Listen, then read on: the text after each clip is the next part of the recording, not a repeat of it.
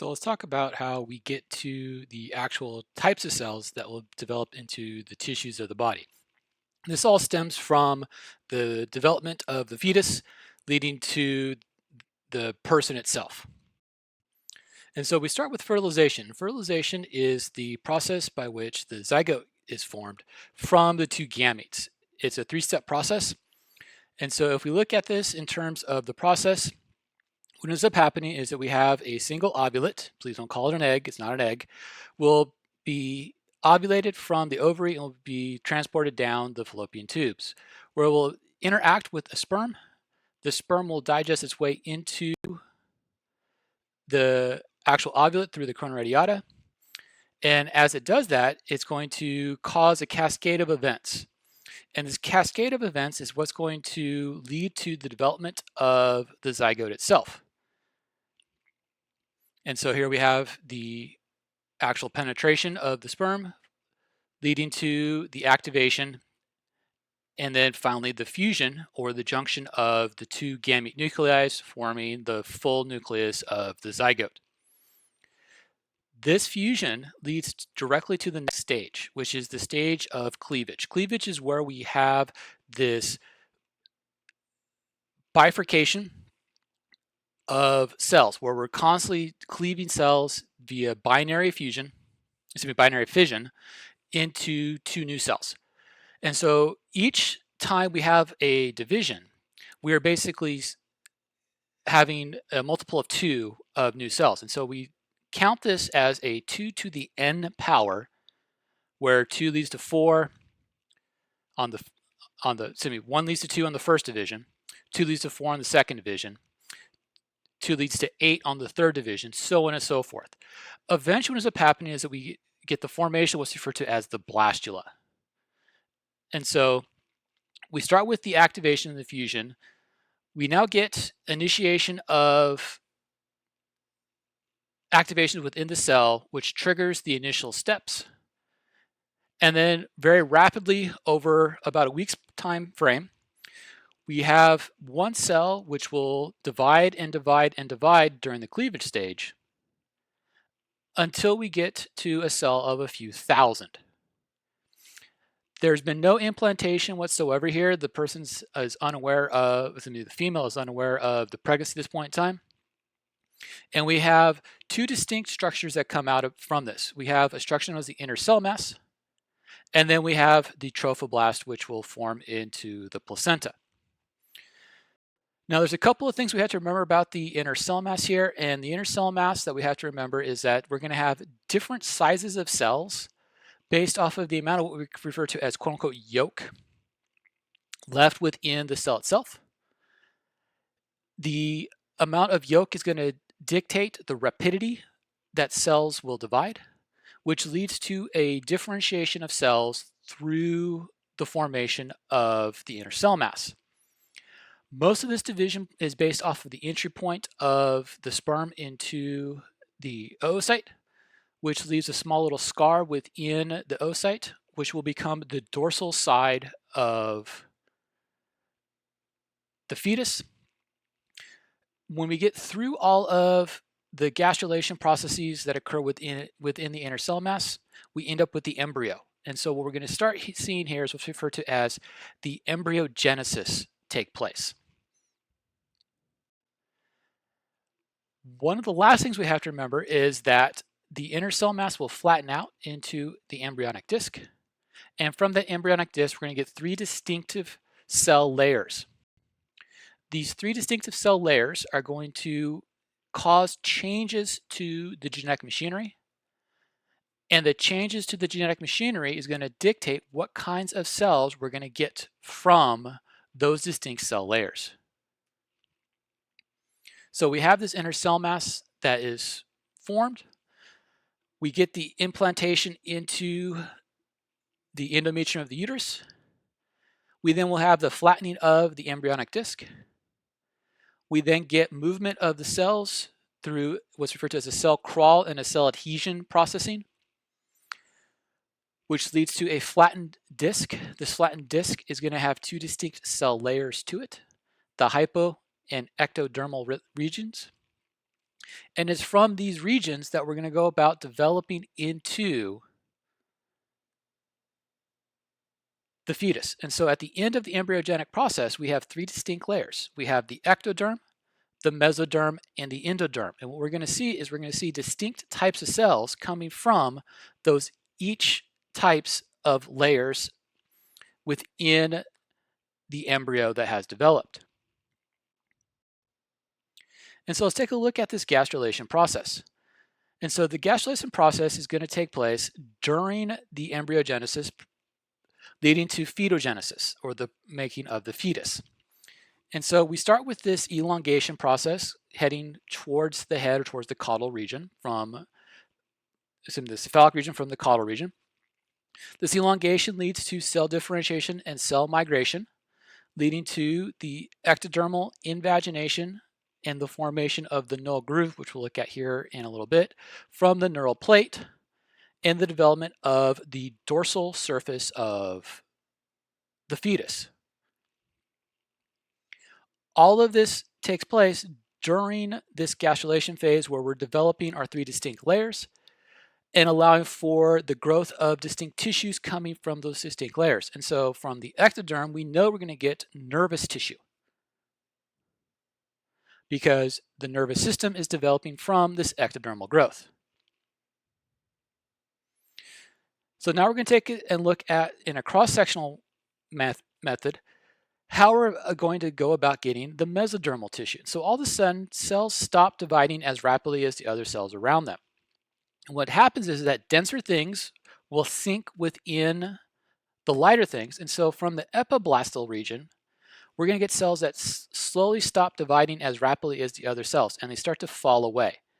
From that fall away tissue, they will then spread across, forming the endoderm. And then we get a secondary growth. And the secondary growth is going to come about from the next group of cells, which are next dense, falling through an invagination process, and then spreading through a cell adhesion and extension process. But their density is in between the epiderm and the endoderm. And this is the mesodermal tissue. And so this mesodermal tissue is going to form things like the skeletal muscle and the skeleton, and a lot of the connective tissue that we have within our body. Whereas the endodermal tissue is going to form a lot of the key tissues of, say, things like the gastrointestinal system. And so let's take a look at this formation of the tissue. And as we take a look at the formation of the tissue here, let's look at it in terms of length of time and notice the development of the sequence as we go through. We have formed the embryo, we are now forming the fetus. So we're actually forming the structures of what the body would become. All of this arrangement leads to difference in genes being turned on and genes being turned off based off of what's referred to as the Hox gene regulation, or the homeobox gene regulation.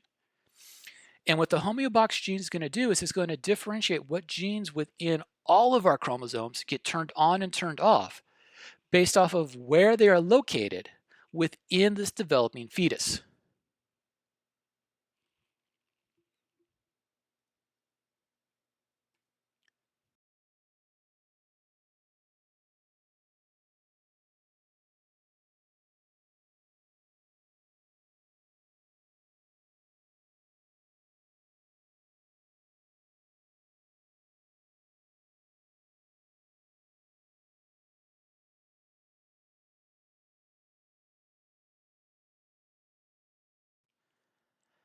And so we now get to the point of tissue differentiation and growth of the structures coming away from these distinct areas.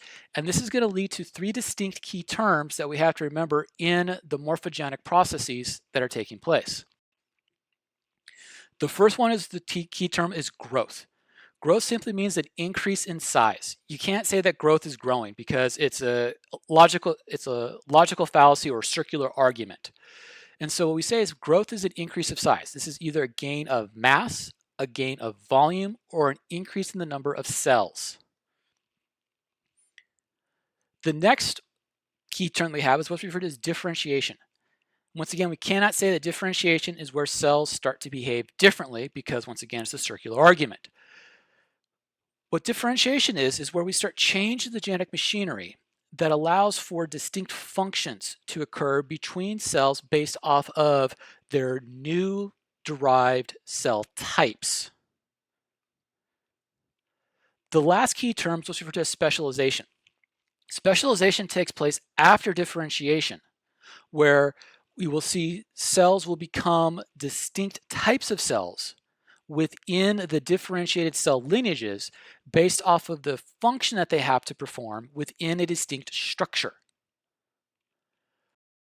Where based on where the cell is within the layering, we will get distinct turns on and turns off of the Hox genes, which leads to the distinct pattern of growth and specialization that takes place as we get differentiation occurring within the cells. And this occurs in a proximal to distal fashion within the extremities and in a caudal to cranial differentiation centrally. And so if we look at this Hox gene formation, notice we have different types of Hox genes. Each Hox gene has a subgene within it. And what this is going to do is this is going to differentiate what type of cell we're going to get and how those cells are going to differentiate and then specialize once we start forming the structures of the body. An example of which can be seen within the upper extremity, where we get Hox genes 9 and 10 from the HOXD formate, leading to the formation of the humerus. The length of time that this gene gets turned on is going to dictate how long the humerus will be. We then get the gene turned off, and then we get secondary genes turned on. And those secondary genes lead to continued elongation of the humerus, but we also start getting growth of the radius and the ulna. Those genes will get turned off slightly, and then other genes will get turned on, leading to first the development of the carpals, and then we get new genes turned on, leading to the development of the metacarpals.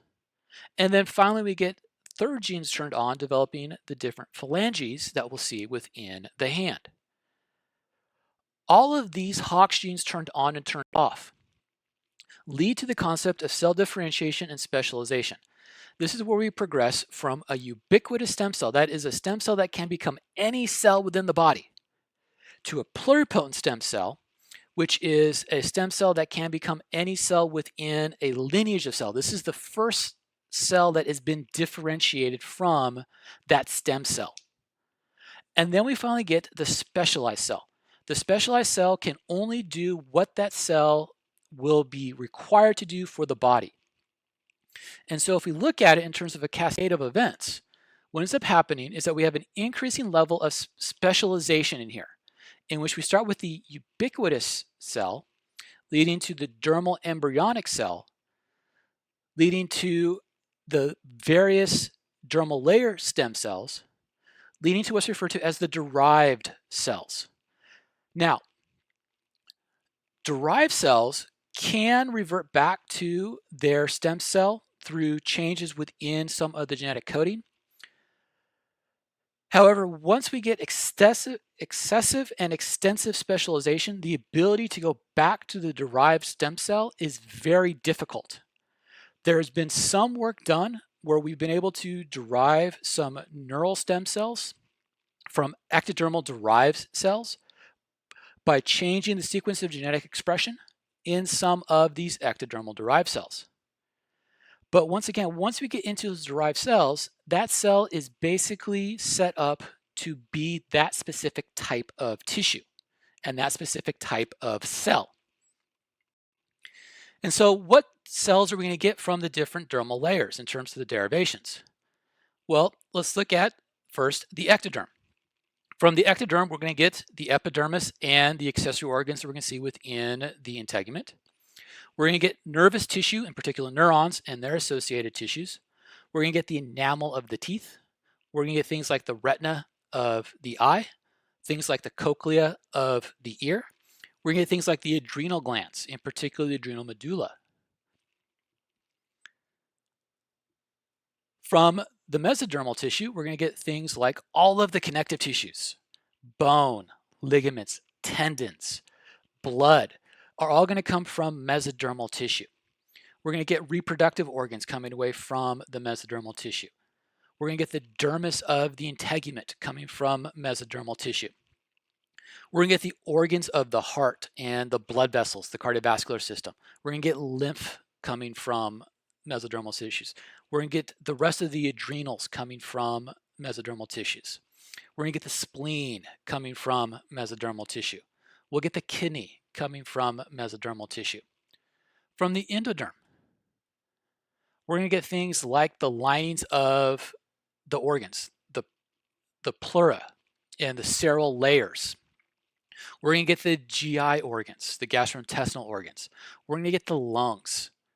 We're going to get the trachea. We're going to get some of the endocrine tissues that we haven't talked about. We're going to get a lot of the glandular endocrine tissues coming from this endodermal tissue. And so when we start looking at the various tissues, we'll start seeing some similarities between cell types based off of where they come about from the dermal layers of organization in terms of their overall function for the body. So we may see epithelial cells that derive from both mesodermal and endodermal, but their functions will be quite different.